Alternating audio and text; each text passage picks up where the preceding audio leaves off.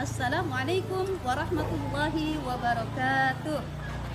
Yang terhormat Bapak Ibu penguji UKIN PPG dalam jabatan tahun 2023 periode ke-5.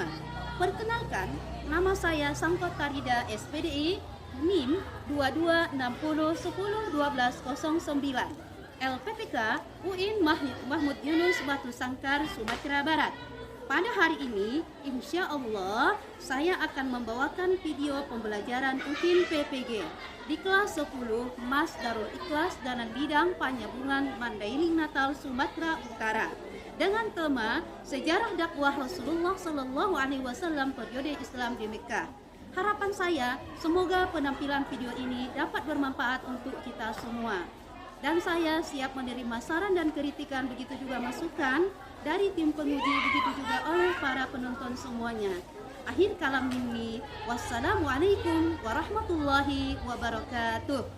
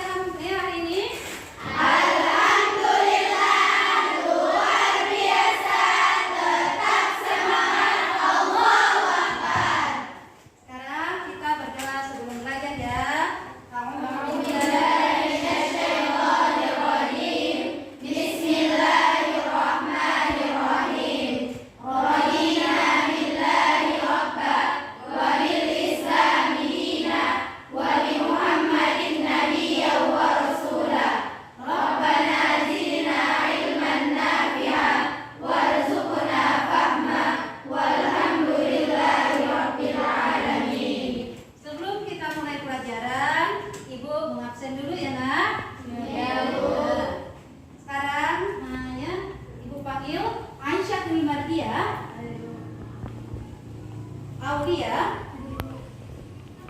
Nurul Sahara, Gita Andini, Rahima, Nurul Sakina, Rizky Rahayu, Rahma. Ya, semua hadir hari ini ya. Ya, jadi sekarang kita akan melanjutkan materi kita hari ini tentang sejarah dakwah Rasulullah Shallallahu Alaihi Wasallam periode Islam di Mekah. Tapi sebelumnya kita akan mengulangi pelajaran kita pada minggu kemarin tentang peradaban bangsa Arab sebelum Islam. Nah, juga tentang kondisi sosial masyarakat Arab sebelum Islam. Nah, masih ingat kan bagaimana peradabannya? Mereka punya akhlak yang positif dan negatif. Akhlak positifnya seperti menghargai tamu, juga menghormati, terus itu pantas kita contoh dalam kehidupan sehari-hari. Ya, karena Rasul bersabda, bagaimana? Man kana yu'minu billahi wal yawmil akhir falyukrim dhaifahu. Barang siapa yang beriman kepada Allah dan hari akhirat, maka hendaklah memuliakan tamu. Karena tamu itu akan membawa keberkatan, ya. Nah, terus, kemudian orang Arab itu juga punya akhlak yang buruk seperti mabuk-mabukan, kemudian membunuh, ada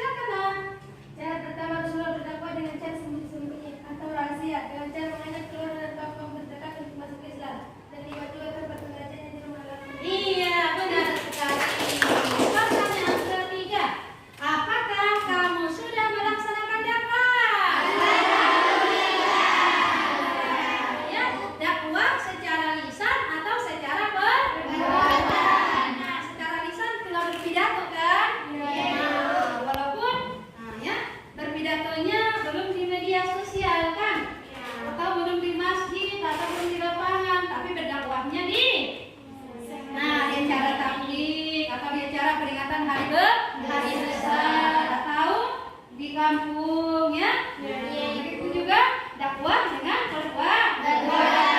Jadi mengambil sampah, membangunkan orang untuk sholat. Nah, ya, melarang orang tidak apa? Tidak pacaran, tidak kabur, tidak tidur waktu belajar, kan dan lain-lain. Pokoknya banyak kan? Ya. Ambil lihat tangan dulu semua. Ya. Nah, sekarang pertanyaan asesmen awal. Sejarah Rasulullah, dakwah Rasulullah di Mekah. Siapa dapat? Silakan. Rasulullah mulai berdakwah sudah resmi diangkat dari Rasul, ditandai dengan turunnya surah Al-Mudaththir ayat 1-7 dan surah Asy-Syu'ara ayat 214. Setelah Rasulullah SAW menerima wahyu, maka Rasulullah mulai berdakwah secara semi-semi selama 3 tahun yang mengikuti cuma 30 orang saja. Iya, ada pertanyaan. Pertanyaan berikutnya. Apa saja metode dakwah yang dilakukan oleh Rasulullah? Silakan. Ada 3 macam. 1 dengan cara rekrutmen mengajak keluarga kaum terdekat. 2 dengan memberdayakan kaum wanita seperti Khadijah dan Asma. Iya, pertanyaan berikutnya.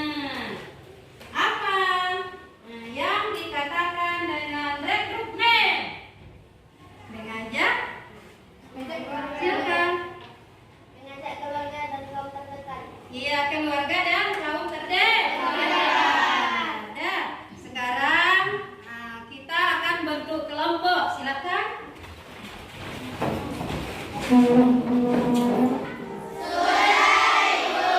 Masih semangat. Dari mana kelompok pertama?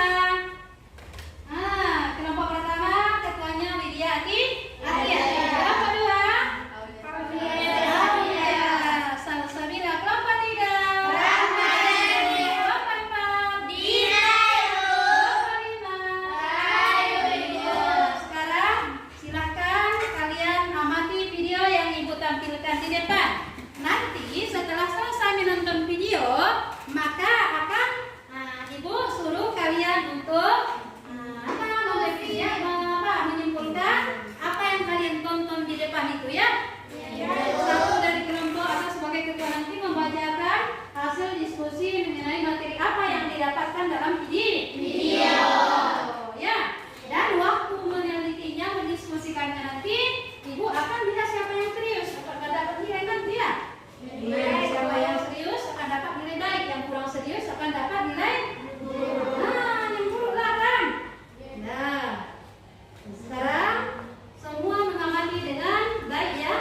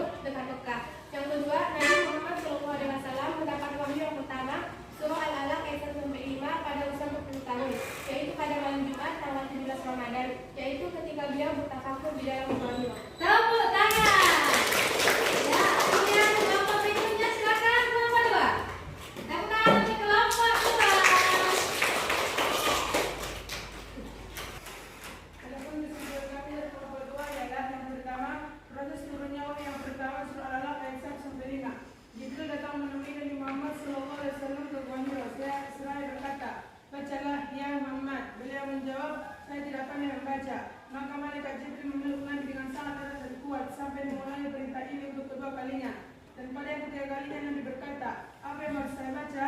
Lalu Jibril berkata kepada yang membawa wahyu yang pertama dari Allah Subhanahu Wa Taala, yaitu surah Al-Alaq ayat 1 sampai 5. Dan Nabi Muhammad SAW mengikuti apa yang diucapkan malaikat Jibril dengan baik sampai 8. Setelah itu Jibril pun meninggalkannya. Yang kedua, setelah selesai menerima wahyu yang pertama, maka Nabi Muhammad SAW merasa ketakutan dan beliau pulang ke rumah dan minta diselimuti istrinya Siti Khadijah. Lalu memberitahu Siti Khadijah tentang apa yang diperolehnya di Gua Hira. Kemudian Khadijah menanggapinya dan mengenalkan serta menyatipkan Nabi Muhammad SAW. Iya, benar. Nah, kenapa berikutnya? Silakan Daya. Kelompok 3, silakan.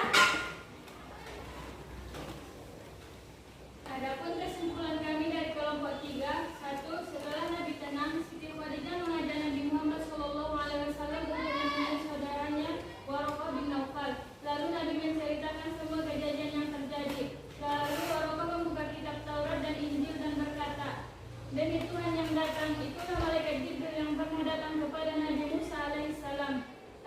Tabahkan hatimu wahai Muhammad, kelak engkau akan diangkat menjadi Rasul. Jangan takut, tapi gembiralah menerima wahyu itu. 2.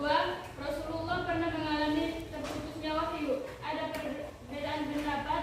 Ada yang mengatakan selama 2 tahun dan ada pula yang berpendapat hanya 40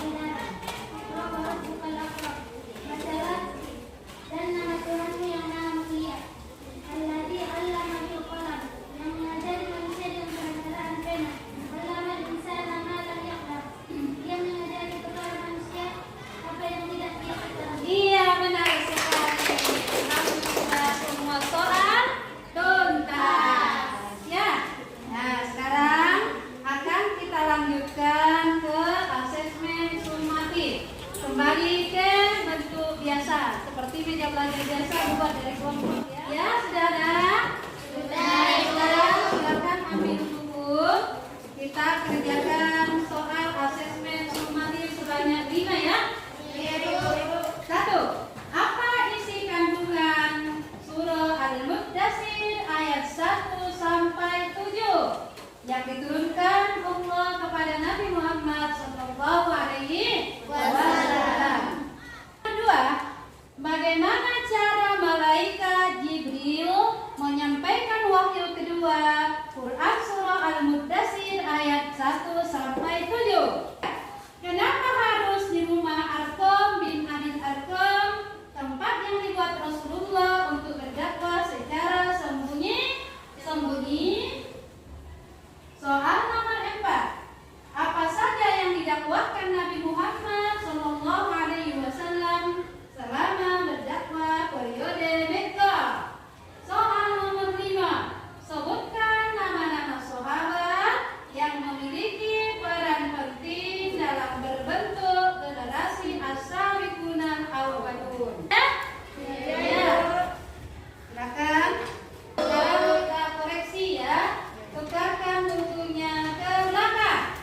Tukarkan ke belakang. Dengan benar ya. Kalau yang benar dibenarkan, kalau yang salah disalahkan. Nggak boleh yuk. Amanah. Nah, siapa bisa menjawab? Ayo, Widya.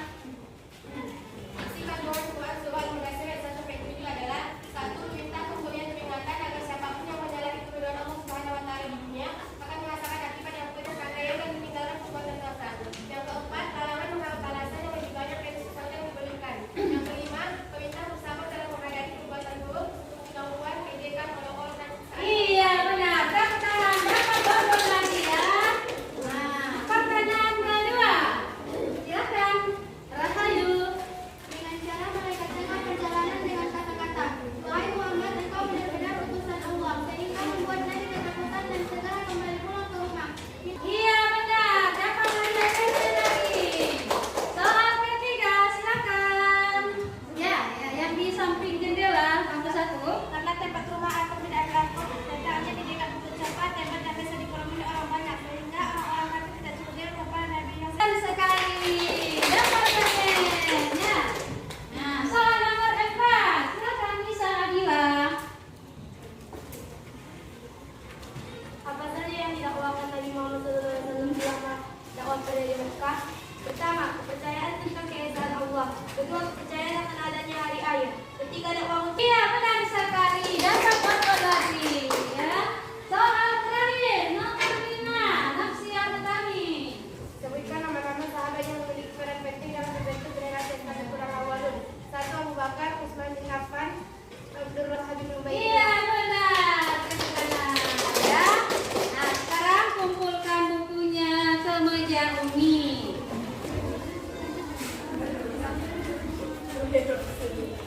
Selamat.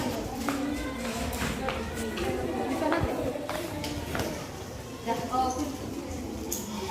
baru kami nanti bangun.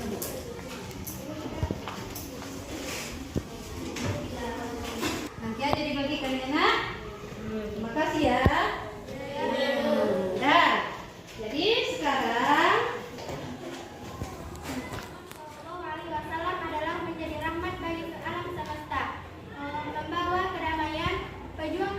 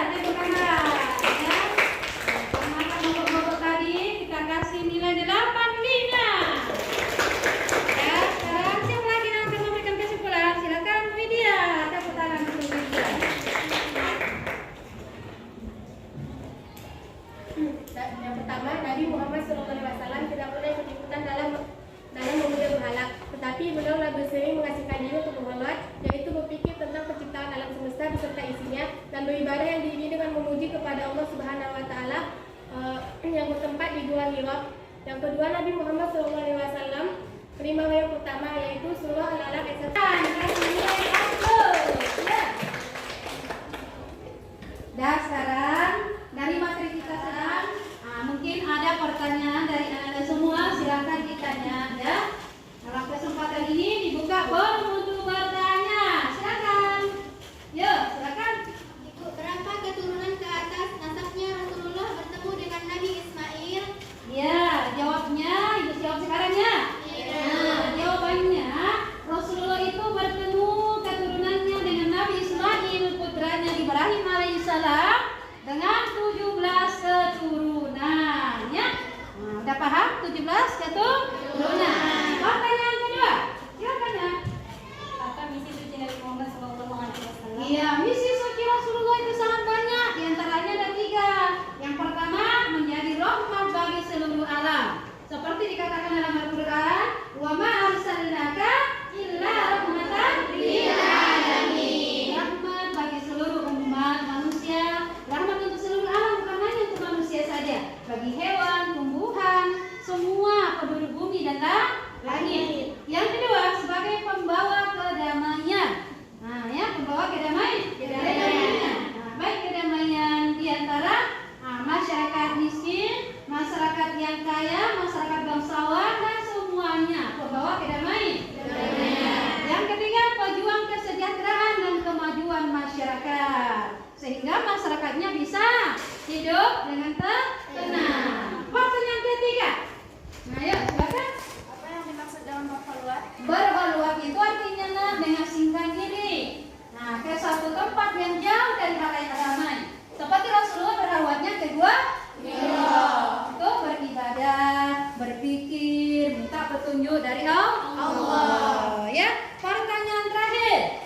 Ya, silakan. Kenapa Rasulullah melakukan dakwah pertama dengan cara sembunyi-sembunyi? Iya, karena Rasulullah itu orang yang patuh kepada Allah.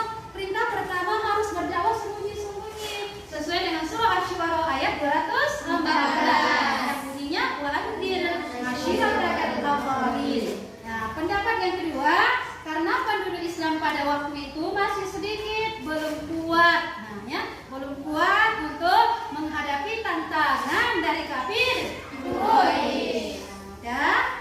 Ada lagi? Tidak ya? Sekarang kita simpulkan bersama-sama materi yang kita dapatkan hari ini ya. Nah, mulai dari awal tadi, yaitu Rasulullah Shallallahu Alaihi Wasallam umur 40 tahun mendapat wahyu yang pertama di Gua Hira malam Jumat tanggal 17 Ramadan, disampaikan oleh Jibril. Setelah itu pulang ke rumah ketakutan minta diselimuti. Beberapa tahun, ada pendapat 2 tahun, ada pendapat 40 hari, maka turun pula surah Al-Mudaththir.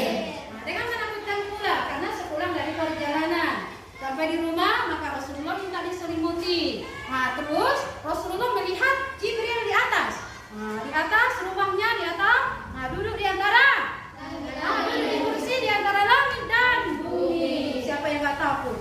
Diseru-serunya kan? Wahai Muhammad, engkau benar seorang Rasul. Nah, tambah lama tambah keras suaranya.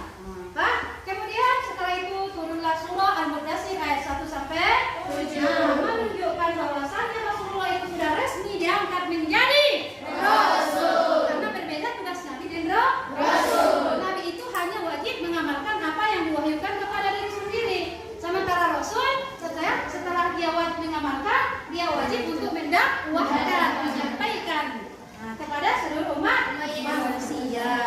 Ya. Kemudian beberapa hari kemudian turunlah surah Asy-Syu'ara. Wa anzir ashiratakal aqrabin. Maka Rasulullah mulai berdakwah secara sembunyi-sembunyi dengan mengajak keluarga. Ya, keluarga yang pertama itulah Siti Khadijah. Dari kalangan remaja Ali bin Abi Thalib. Dari kalangan dewasa Abu Bakar As-Siddiq. Kan? Baru Abu Bakar mengajak ya teman-teman saudagarnya seperti Utsman bin Affan, Talha bin Ubaidillah dan lain-lain. Mereka membuat tempat pengajian di rumah Arqam bin Abil karena rumahnya di dekat Bukit Safa, tempat keramaian